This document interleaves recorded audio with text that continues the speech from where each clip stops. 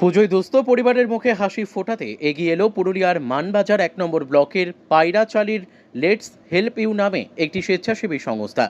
সপ্তমীর দিন পরিবারের মানুষজনের হাতে নতুন বস্ত্র তুলে দেওয়া হয়। এছাড়াও এদিন পায়রাচালি বাজারে বিনামূল্যের একটি সেলাই প্রশিক্ষণ শিবিরের উদ্বোধন করা হয়।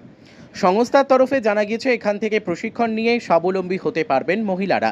উপস্থিত ছিলেন সংস্থার সদস্য সহ বিশিষ্টজনেরা। এই বছর মোট কতজনকে বস্ত্র বিতরণ করা হবে?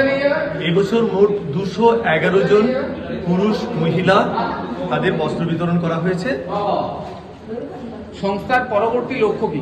সংস্থার পরবর্তী লক্ষ্য হচ্ছে, এই বছর যেমন আমরা সেলাই মেশিনের উদ্বোধন করেছি এলাকার মহিলাদের স্বনির্ভর করার জন্য, তেমনি পরবর্তীকালে আরও অনেক বেশি মানুষ যাতে এগিয়ে আসতে পারে সেই জন্য বিভিন্ন ধরনের পরিকল্পনা আমাদের নেওয়া হচ্ছে।